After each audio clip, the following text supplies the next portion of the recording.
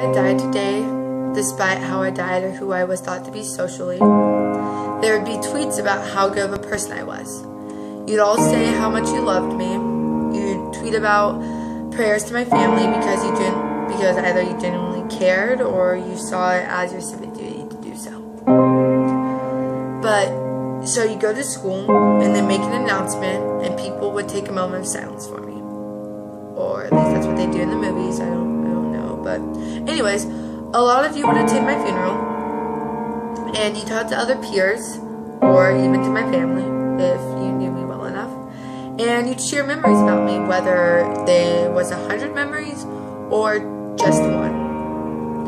But do you want to know what sucks? A lot of you didn't treat me very well, and a lot of you would play off your tears as if they were from missing me, when actually they were guilt. And of course, you wouldn't share that, would you? No. So, you know, it's a shame. You don't realize that someone had purpose almost. You don't realize how much they affected your life until they're gone. Even if you saw them every single day, we take their presence for granted, but beg for them back when they're replaced with only photos and memories. Trust me, I know, I've been through this. In March, I lost my dad, and a lot of you don't really know the story, so here it goes. I was really tired that night. I just got back from church. It was 8 o'clock, and I had a paper due the next day. And so I was trying to get it done. It was worth 600 points, and I was really struggling with it. So me and Mary get in a fight, and my dad comes back, and he goes, "Hey, Suki Bun." And I go, "Hey, Dad, please leave me alone. I need to finish my paper. I just want to be left alone." And he goes, "Okay, well, do you need anything? Do you need some snacks, some water? I mean, maybe you should just finish this paper tomorrow and, take a day off from school and just finish it tomorrow. I know you're stressed." And I go, "No, Dad, I need to get it done tonight. It was my mistake for procrastinating." So he goes, "Okay, well, when you get done, come get me downstairs, and I'll come upstairs, and I'll come tuck you in and wish you a good night." And he hadn't done that for me since I was 10, but maybe that's what I needed. So I get done with the paper at around 1, and I don't even make a second glance at the basement when I walk by it. I just go upstairs and I go to bed.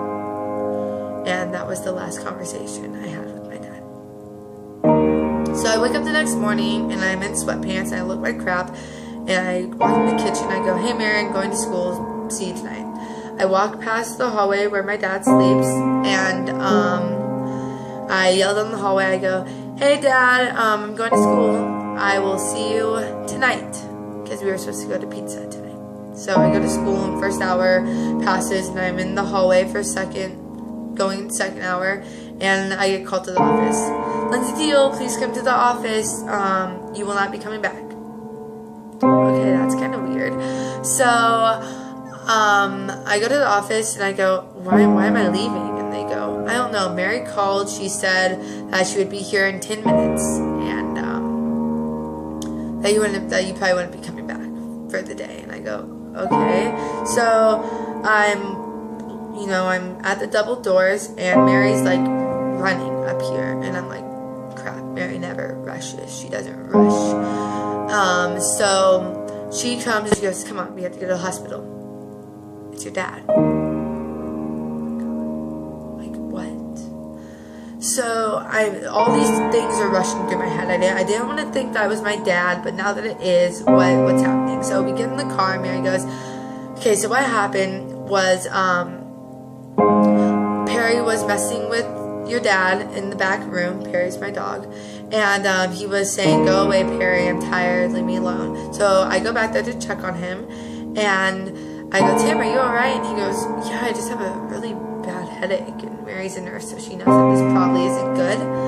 And so she calls the ambulance, and they're loading him into the truck, and she goes, "Okay, Tim, you're going to get through this tonight. Everything's going to be alright.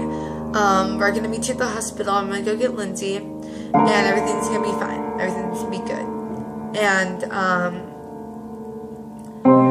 we're gonna go have pizza tonight because I know it's your favorite. I will see you at the hospital, and I love you. And they closed the doors, and that was the last word Mary had with him. And of course, I wasn't there, but at this point in the car, I was bawling. It's terrible. And so we get to the hospital, and there's this lady waiting in the waiting room for us. Are you the Teals? Well, yeah. Okay, come with me. So she's taking us to the back, and she goes, I just want to warn you, it's not very pretty. He's tied up to a bunch of tubes, wires, you name it. So we walk in, and I nearly collapsed to the floor, bawling. It was terrible. There was a tube down his throat, his eyes were closed, there were sticky things all over his chest. It was very hard to see. And so I leave the room immediately, and I call my youth pastor, and I text some friends, and I call all my siblings, I call my mom, and I'm telling them what's happening, because I believe in the power of prayer. So I'm getting a little prayer group started. I'm freaking out. And so I leave at around noon. I go to school, and I'm talking to the counselor, and I'm bawling because I'm telling her I don't know what to do. I said they don't think it's going to be good. They don't think it's going to be fine. Still, death was the worst case scenario, and it still wasn't even at that conclusion yet. So that thought hadn't crossed my mind quite yet. So my sister comes to the school, and she goes, hey, I was worried about you, so I came down to get you. We need to go back to the hospital. Because there's someone that needs to talk to you. Okay, so we go back to the hospital, and there's this guy. He has white hair. He's fairly old. He's in scrubs, and he has a clipboard. So he's probably like he was the neurologist. And he goes, "Are you the last of the immediate family?" And I go, "Yeah." And he goes, "Okay, come with me." And so he crams us all into this small little room, and he goes, "Okay, so we took a bunch of tests, and it doesn't look good." At all. He was very blunt about it. He goes, at this point in your dad's journey here, we would pronounce someone like him brain dead.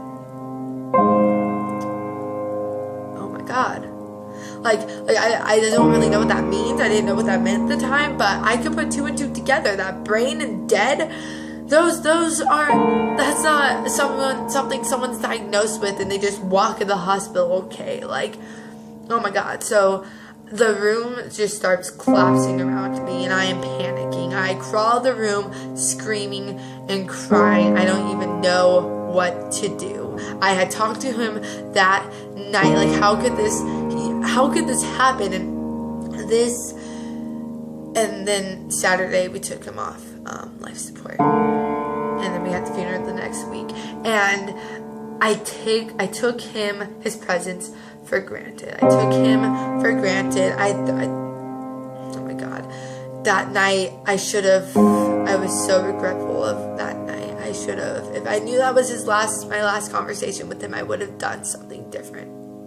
I would have talked to him differently, but that's not how death works. It hits when it hits, and everything that you say is set in stone, is final. So I didn't tell you the story for you to feel bad.